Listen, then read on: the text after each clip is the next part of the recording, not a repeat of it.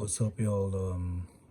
This is the open of the London market. It's your boy King Yadiya, aka King Solomon, trying to stay wise in life and in these markets as well. Just want to give a little breakdown of my thought process on why I took this trade. My strategy is called the NyQuil strategy, and this is why I call it that.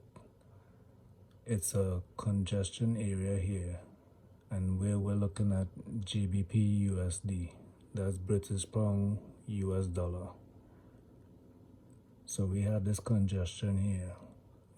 Let me mark it up. So this area here, price was kind of in congestion, just back and forth. So they call that a range bound or congestion area. So the reason I call it the NyQuil is because I wait for a breakout of this structure, right? Let me pull this across a little more. I wait for the breakout. So when the market opened, the Asian market opened at 5 o'clock. This is Eastern Standard Time. I'm in New York. So when the market opened, it gapped down all the way here, right? So then it pushed up again.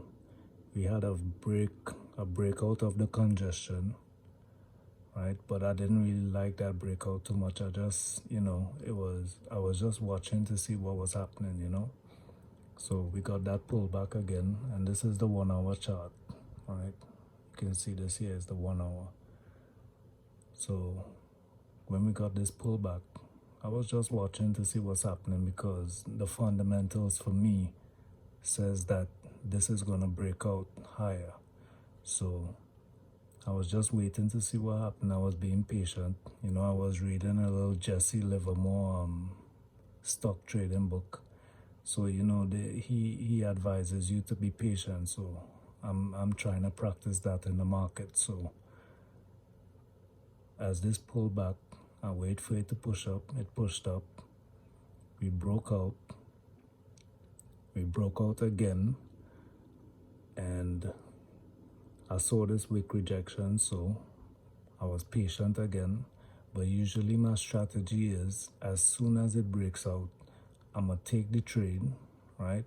And I'm gonna set my stop loss below congestion. So this is my NyQuil strategy. It's the breakout, the retest, and you could take a small position on a breakout. When it retests, you add to the position, and then you just keep going. But today I was, it's the first day of the year, so I'm just being cautious. So I entered at the pullback, right? So I wait for it to break out, and I entered on the pullback, which is right here, right? I set a buy limit and I let it tag me in. So now I'm in the trade at what is that? 1.36835, right? So we had a little drawdown.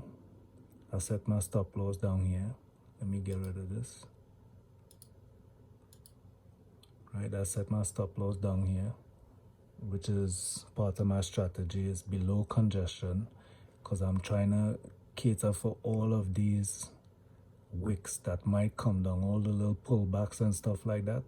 I don't want to get tagged out. So I set my stop loss below congestion, and now this is the price action we have going on. So now the US dollar is looking like it's selling off a lot. Let me see if I could pull that across. Alright, so this is the US dollar. Yo, let me clean up my chart a little bit. You need to see all of this craziness I'll be looking at. Let me try and clean that up.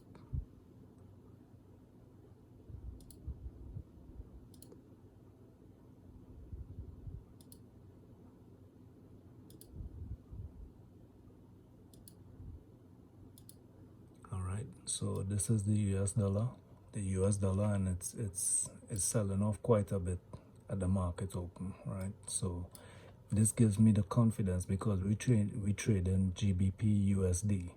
So this gives me the confidence that GBP USD is gonna go up because the US dollar is going down.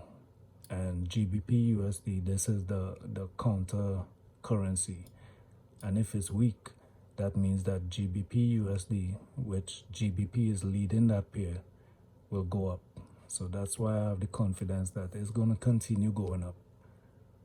And all these wicks here is just showing me that this is going to continue lower because it's trying to buy back up, but the sellers keep coming in and they keep selling it. So that's part of my fundamentals because the dollar is weak anyway, you know, with low interest rates and stuff like that. So yeah, and now this is where we at.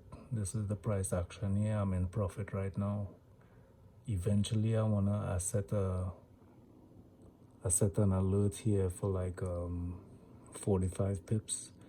So when it gets to here, I want to see some kind of pullback, right? Like a ABCD pattern, where you know it's like A, B, then it pulls back to like the R2, and I would add to my position if it pulls back here, because I'm trying to get up to this area, the 1.37633 area.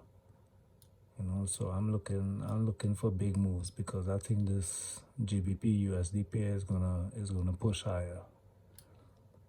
So yeah, that's my little analysis. You know what I mean? That's my little strategy. It's called the NyQuil because we're breaking out a congestion. And yeah, that's my little strategy, man.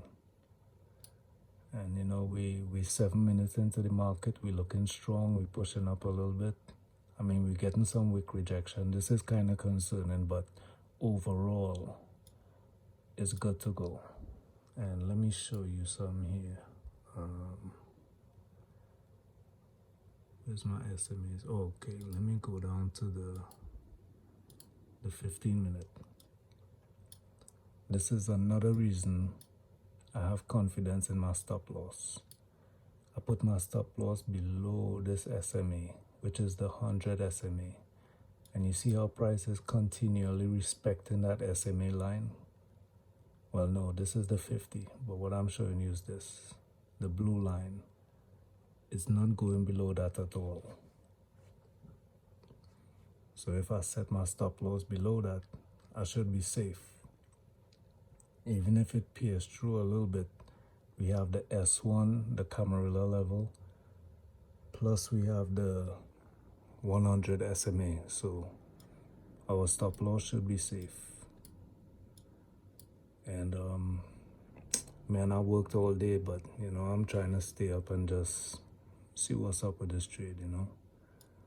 I'm not really trying to stay up until like 6 in the morning, but I might do it, I don't know, because I trade stocks as well. So it's either I go to sleep now to wake up for the market open at 9:30, or I just stay straight up until 9:30 and like trade for half an hour and, you know, call it a day.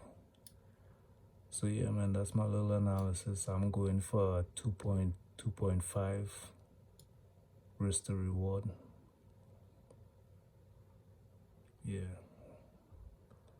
So I'm liking this setup, man.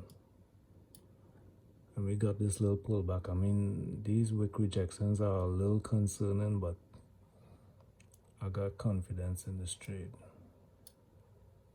And it's respecting the 50, so we're good to go. Alright, yo, thanks for tuning in. And trade safe. Bless.